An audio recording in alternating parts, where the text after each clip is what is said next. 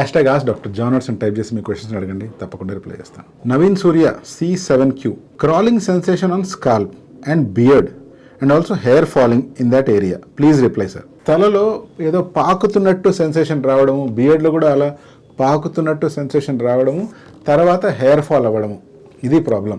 ఇటువంటి పెరస్థీషియాస్ తలలో అవ్వడం కొన్ని కండిషన్స్ ఉన్నప్పుడు జరుగుతుంది. ఫర్ ఎగ్జాంపుల్ డాండ్రఫ్ కానీ లేదా ఫాలిక్యులైటిస్ కానీ మీకు ఉందనుకోండి, తలంతా ఒక రకమైన టింగింగ్ సెన్సేషన్ వస్తూ ఉంటుంది. అంతేకాకుండా ఇచ్చింగ్తో పాటు బర్నింగ్ కూడా అనిపించే ఛాన్స్ ఉంది. ఇవన్నీ ఒక ఎత్తు అయితే దీని తర్వాత మళ్ళీ హెయిర్ ఫాల్ కూడా ఎక్స్పీరియన్స్ చేస్తాము. ఇంకొక ప్రత్యేకమైన కండిషన్ ఉంది, అదేంటంటే టీనియా క్యాపిటిస్ లేదా స్కాల్ప్ మీద వచ్చే ఫంగస్. ఈ టీనియా క్యాపిటిస్కి ఇంకో తమ్ముడు కూడా ఉన్నాడు, అదే టీనియా బార్బే. అంటే ఇది బియర్డ్కి వచ్చే ఫంగస్.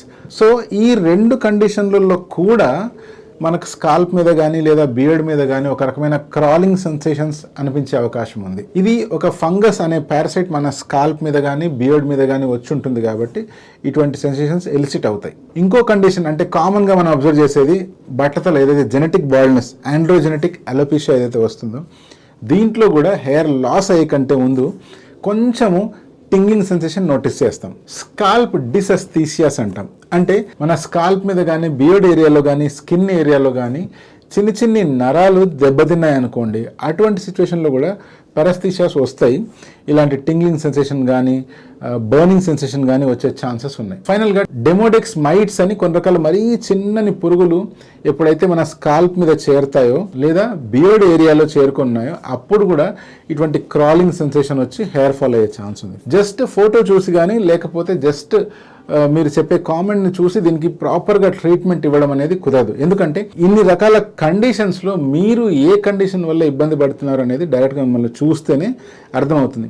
మీరు చేయవలసిన పని ఏంటంటే దగ్గరలో ఉన్న డర్మటాలజిస్ట్ దగ్గరికి వెళ్ళండి, ఈ సిచ్యువేషన్ని క్లియర్గా ఎక్స్ప్లెయిన్ చేయండి. వాళ్ళు మీకు టెస్ట్ చేసేటప్పుడు వీటన్నిటిని మైండ్లో ఉంచుకొని స్టెప్ బై స్టెప్ ఒక్కొక్క దాన్ని రూల్ అవుట్ చేసుకుంటూ ఫైనల్గా డయాగ్నోస్ చేసి దానికి కావాల్సిన ట్రీట్మెంట్ అందిస్తారు. అండ్ ఇలా లాస్ అయిన హెయిర్ని సాధ్యమైనంత వరకు సంపాదించుకోవచ్చు. అన్లెస్ అంటే అది పర్మనెంట్ లాస్ జరిగింది అంటే అప్పుడు మళ్ళీ మనం హెయిర్ ట్రాన్స్ప్లాంటేషన్ చేసి ఆ ఏరియాలో హెయిర్ని రీగ్రో చేసుకోవచ్చు.